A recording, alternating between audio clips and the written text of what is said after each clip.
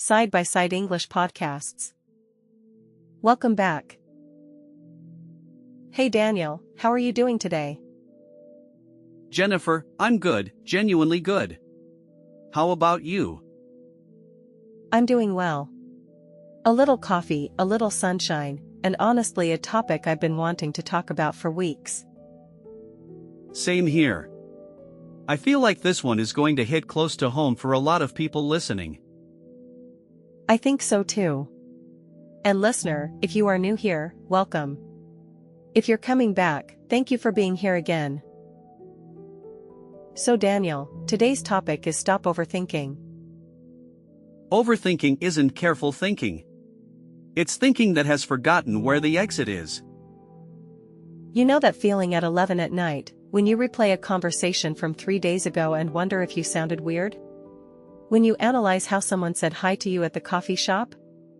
That is overthinking. And if you are nodding right now, you are not alone. Not even close. And the reason I think this matters is because almost everyone deals with it, but almost nobody talks about it honestly. Right. We're going to break it into 3 parts. The problem, the insight, and the solution. Plus 3 vocab breakouts with Crystal along the way. Let's get into it. Quick note before we dive in. We made a free PDF guide to go with this episode on Stop Overthinking.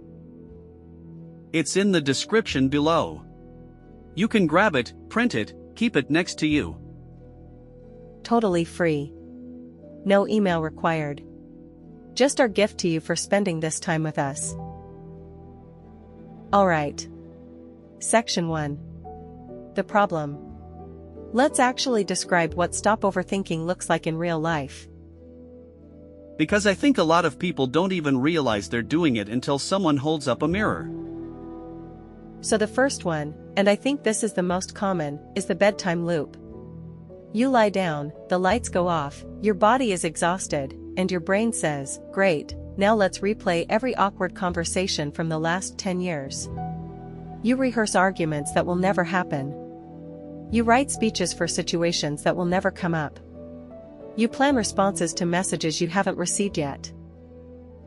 And you wake up the next morning tired, not because you didn't sleep, but because your mind worked a double shift. And the worst part is, none of it helped.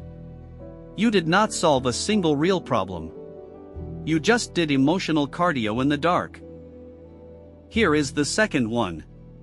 The simple task that takes forever. You sit down to write a 2-sentence email and 40 minutes later you are still there. You rewrite the opening. You question the exclamation point. You wonder if saying best is too formal or if saying thanks is too casual. You consider deleting the whole thing and calling them instead. Then you reconsider. And when you finally hit send, you immediately want it back. Because now you are sure you phrased one part wrong, or you used the same word twice, or the tone came off weird. A task that should take 90 seconds has eaten almost an hour of your life and a good chunk of your emotional energy. Yeah. I've been there. Then there's the memory vault. You are in the shower, or on a walk, or just washing dishes, and out of nowhere your brain serves you a memory from age 15. Something you said that you now think was embarrassing. And your whole body tenses up. You actually make a face. You might even say, out loud, "Ugh, no," and the dog looks at you. And the cruel joke is, nobody else remembers it. Nobody. The other person in that memory moved on 15 years ago. You are the only one still holding court. You are the prosecutor, the judge, the jury, and the accused. And the sentence never ends. And the worst part is, you think you're the only one doing this. You're not. That's honestly why we wanted to make this episode. Number 4 is the decision freeze. You look at a menu and it takes you 10 minutes. Chicken or pasta. But also the fish looks interesting, and the special is a possibility, and wait, what did the other person order? You keep flipping pages. The waiter has come by twice. You still have not picked. Because what if chicken is the wrong choice?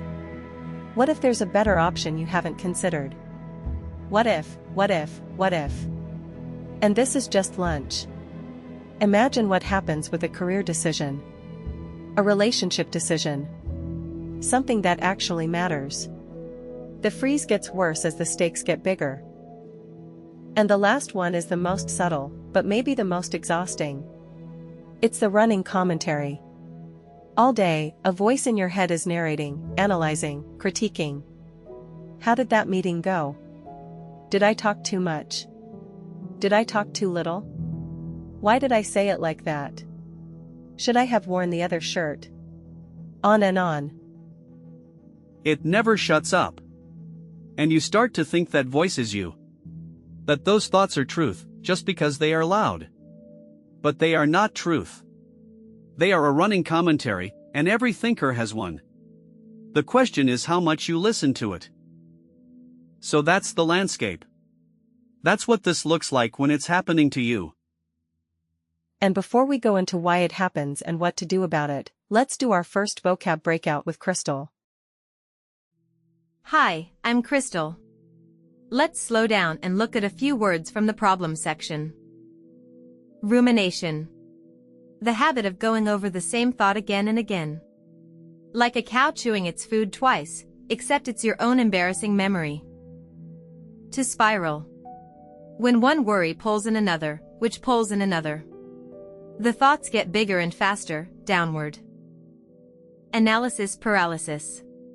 When you have so many options or so much information that you freeze and cannot choose. Intrusive thought. A thought you did not invite. It just appears, often uncomfortable, usually harmless. Those are your 4. Back to Jennifer and Daniel. Welcome back. Thank you, Crystal. That was great. Okay, section 2. The insight. Why does stop overthinking actually happen, and what are most people missing about it? So here's the first shift, and I want people to actually sit with this. Overthinking feels productive, but it is not the same as problem solving. They look similar from the outside. Both involve thinking about something. But they function completely differently. Problem solving moves you toward a decision or an action. Overthinking moves you in a circle. And if you can't tell which one you're doing, try this test. Am I closer to a decision than I was 10 minutes ago? If the answer is yes, you're solving. If the answer is no, and if it's been no for a while, you are overthinking. Problem solving has an exit. Overthinking doesn't. That reframe alone is, I think, worth the whole episode. The second insight is about how your brain handles unresolved thoughts. It treats them like unread emails. It keeps pinging you until you mark them as read. And marking them as read doesn't mean solving them. It means either making a decision, writing it down somewhere you trust, or explicitly telling yourself, I'm not solving this today. So the looping you experience is not a character flaw. It is a notification system. And the system keeps notifying you because you never told it, got it, noted, moving on. Once you realize that, you can start closing those notifications intentionally, instead of letting them run in the background and drain you. Third. And this one surprises people. The research actually shows that overthinking correlates with worse outcomes, not better. More thought, worse decisions. Studies on decision-making consistently find that past a certain point, thinking stops adding information and starts adding anxiety, and anxiety is a terrible input to a decision. There is a sweet spot. A little bit of thought before a choice is useful. A lot of thought before a choice is usually noise. So the instinct that says, if I just think about this longer, I'll figure it out, that instinct is wrong past the sweet spot. More thinking makes it worse. Right. Which changes how we approach the solution, by the way. Exactly. We'll get there in a minute. Fourth insight. Overthinkers almost always confuse worry with care.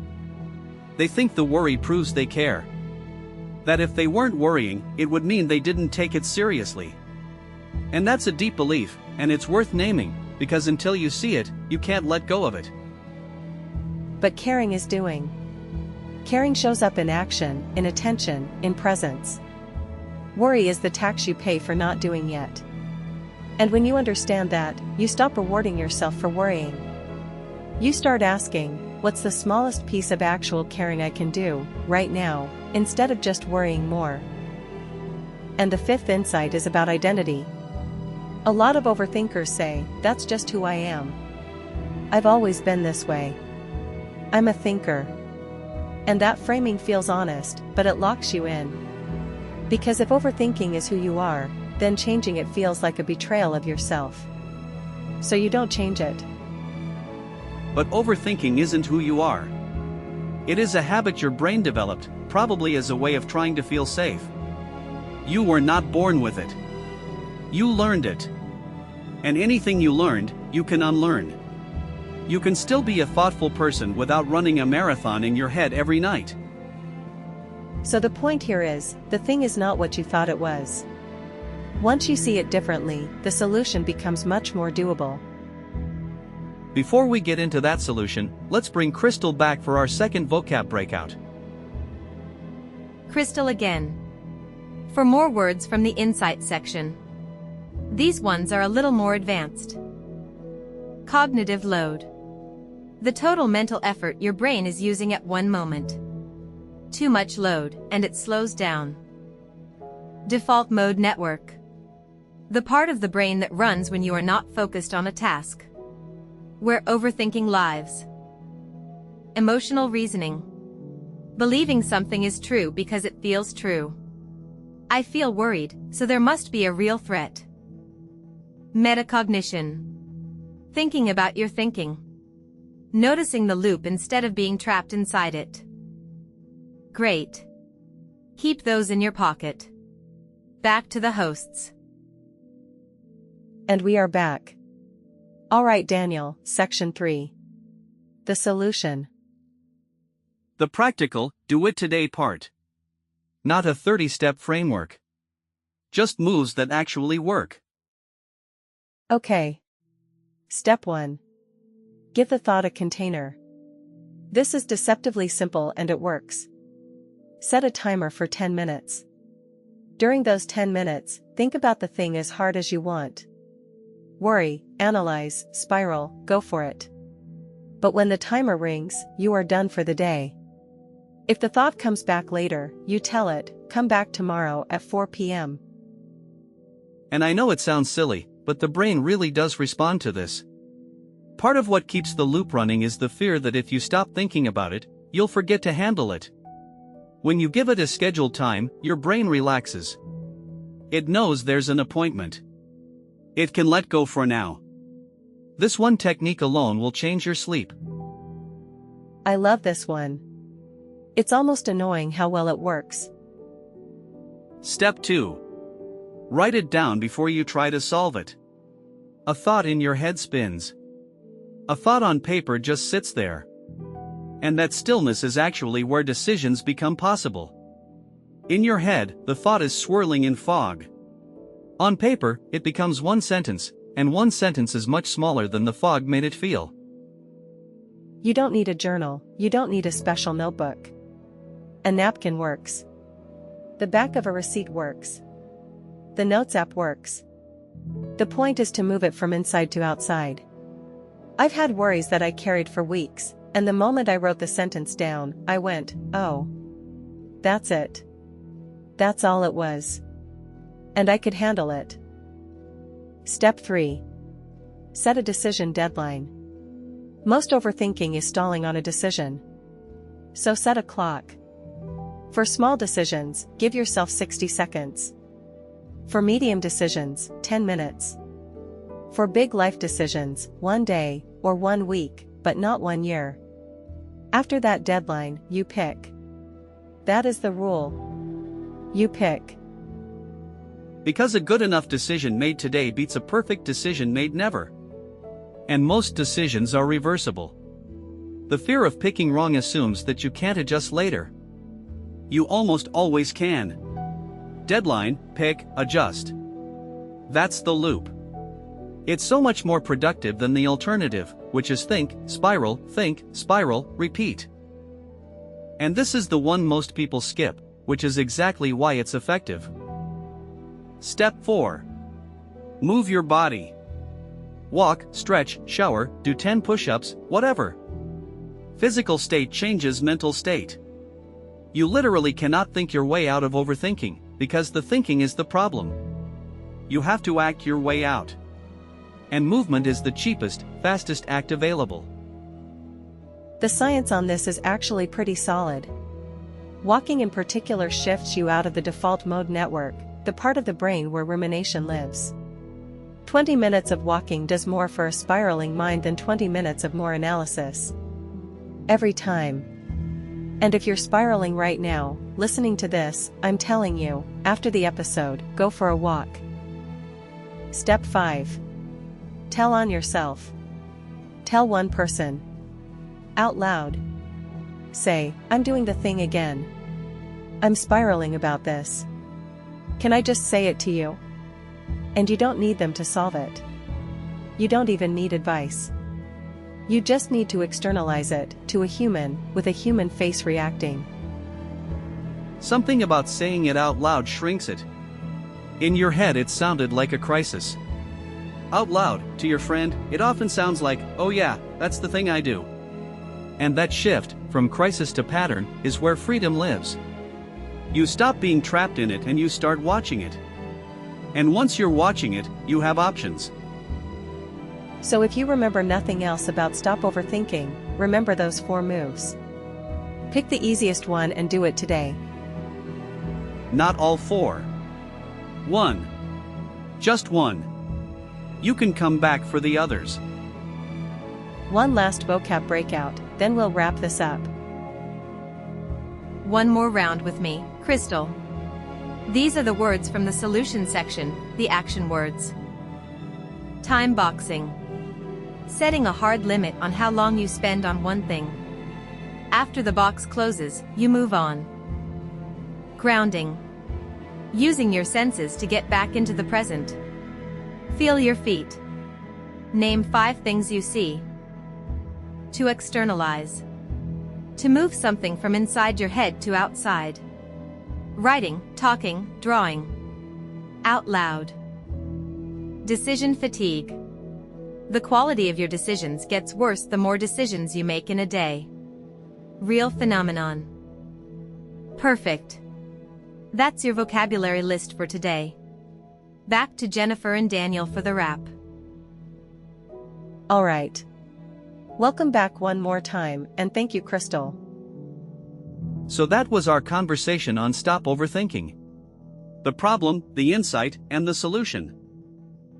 If this helped you, or if it gave you one thing to try today, please hit subscribe. It genuinely helps the channel and it helps us keep making these. And don't forget to grab the free PDF in the description. It's a nice one-page recap of everything we covered today. Drop a comment and let us know what landed for you. We read every single one. We'll see you in the next episode. Bye for now.